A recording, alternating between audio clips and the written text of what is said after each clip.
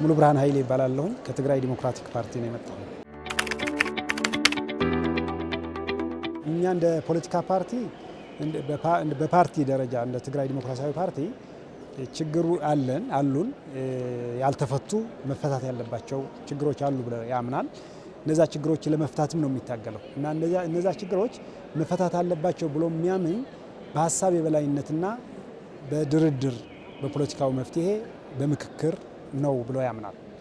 ከዚህ ተነስተን ያ ከጅምሩ ጀምረን ኮሚሽኑ ከተቋቋመ ጀምረን የተለያየ ሀሳብ በመስጠትም ድጋፋችን በመስጠትም ይሄ እንዲሳካ የበኩላችን ጥረት አድርገናል። ይሄን ያልንበት ምክንያት ምንድነው? እኛ እንደሚታወቀው በተለይ የትግራይ ሕዝብ በከባድ የጦርነት አዙሪት ውስጥ ነው ያለ እና ያን ችግር ለመፍታት ደግሞ በአፈሙዝና በጉልበት የሄደበት ሂደትም ነው ያለ። እሱ ደግሞ የህዝቡ ችግር መፍታት አልቻለም። እንዲያውም ችግሩ ሞር ወደ ባሰ ውስብስብ አድርጎታል እና እሱን ለመፍታት ሌላ አማራጭ የለም ብለን ነው የምናምነው እና በዚህ መልኩ ከሁሉም ማህበረሰብ ከመጣ ተወካይ በጣም በሰከነ መልኩ ጥሩ መደማመጥ ባለበት መተሳሰብ ባለበት ኃላፊነት በተሞላው እኛ ለህዝባችን ለሀገራችን ይጠቅማል፣ አሁን ካለን ችግር ያወጣናል፣ ወደ ዘላቂ ሰላምና መረጋጋት ይወስደናል የምንለው ሀሳብ ሁሉ በነጻነት እያወጣን እያመነጨን ያለ ነው። ሀገራዊ ምክክር ኮሚሽኑ ከሁሉም ክልሎች ከህዝብ ጋር ተገናኝቶ የህዝብ ወኪልን አግኝተዋል።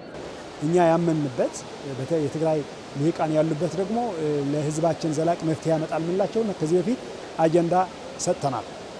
በዚህ መልኩ ደግሞ የምክክር ኮሚሽኑ ከመላ ሀገሪቱ የሰበሰባቸውን አጀንዳ ጨምቆ 8 ዋና ዋና አጀንዳዎችን ቀርጾ በሰነድ ሰጥቶናል። በ8 አጀንዳዎች ውስጥ ደግሞ ብዙ ንዑስ አጀንዳዎች አሉ።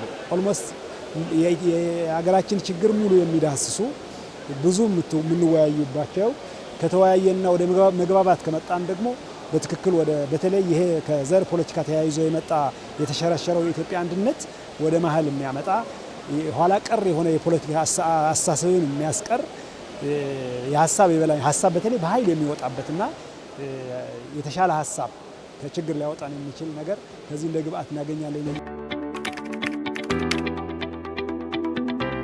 ከምክክሩ በኋላ እንደሚታወቀው የኢትዮጵያ ሀገራችን ታሪክ ውስጥ ብዙ ውስብስብ ጉዳዮች አሉ። ብዙ በአስቸኳይ መፈታት ያለባቸው ነገሮች አሉ። ከነዚህ ነገሮች አንዱ ሰላም ነው። ሰላም የሁሉ መሰረት ስለሆነ አንደኛ ሰላም ይመጣል ብለን ተስፋ እናደርጋለን።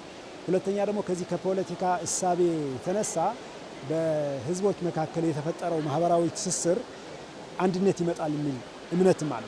ይሄን ያየሁበት ምንድነው? አሁን ተመካካሪዎች ጋር ሁሉም ክልሎች ከከተማ መስተዳደሮች መጥተው አብረን እየተወያየን ያለውና በእጅግ ደስ የሚል ሁሉም ቀና በኃላፊነት የሚሰማ በአንድነት የሚያምን ከችግር መውጣት የሚፈልግ ነው እና ይሄን ህዝብ ከተገናኘና በጋራ ከመከረ አንደኛ ችግር ፈጣሪዎች ቦታ ያጣሉ።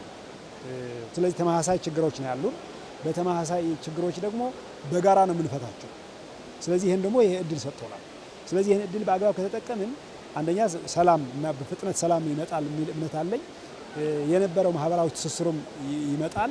በተለይ ኢትዮጵያዊ አንድነት ሀገራዊ መግባባት ይፈጠራል የሚል ጠንካራ እምነት አለኝ። ምክንያቱም ከዚህ በፊት ችግር አለን፣ ሁላችን ብሔሮች ችግር አለን፣ ግን ችግሩ በየፊናችን ለመፍታት ነው የምንሞክረው። ያ ደግሞ አላዋጣንም፣ ሁላችን አክስሮናል። ስለዚህ ቆም ብለን አሁን ግን የጋራ ሀገር አለን፣ የጋራ ችግሮች አሉ። የችግሮች ጥልቀትና ስፋት ሊለያዩ ይችላሉ። እነዚህ ችግሮች ደግሞ በጋራ ቁጭ ብለን ተወያይተን ከመፍታት ውጪ ሌላ አማራጭ እንደሌለን ተገንዝበናል። ስለዚህ ጥሩ ተስፋ ሰጪ ነው። ይህን ነገር ከምክክሩ በኋላ አዲስ ምዕራፍ ይከፈታል ብዬ አስባለሁ። በተለይ ከነበርነው የግጭት አዙሪት እንወጣለን፣ ወደ ተረጋጋ ዲሞክራሲያዊ ስርዓት ደግሞ እንሸጋገራለን ብዬ ተስፋ አደርጋለሁ። በተለይ ችግር አለ፣ ችግሩ በጉልበት እንፈታለን የሚሉ ኃይሎች ካሉ አሁንም በጉልበት ችግር ልንፈታ አንችልም። ስለዚህ ችግሩ በውይይት ይፈታል። መድረኩ ክፍት ነው። ሀሳብ ለህዝብ ይጠቅማል፣ ለሀገር ይጠቅማል፣ እንወክለዋለን የሚሉት ህዝብ ይጠቅማል የሚል ሀሳብ ካላቸው መጥቶ እኛ ጋር መምከር መሟገት ይችላሉ። ስለዚህ መድረኩ ነፃ ነው። በእውነት ይሄ ትልቅ እድል ነው ለኢትዮጵያውያን። ምክንያቱም ይሄን ቁጭ ብለን እንድንመክር የማይፈልጉ ብዙ ኃይሎች አሉ። ስለዚህ እኛ ደግሞ አዲስ ምዕራፍ ነው፣ ይሄ ያልተለመደ ነው በኢትዮጵያ ታሪክ ውስጥ። ይሄ እድል እንዳያመልጠን ሁላችን የበኩላችን እንድናወጣ ከአሉባልታ ነፃ ሆነን የሚል መልእክት ነው ማስተላለፍ የምፈልገው።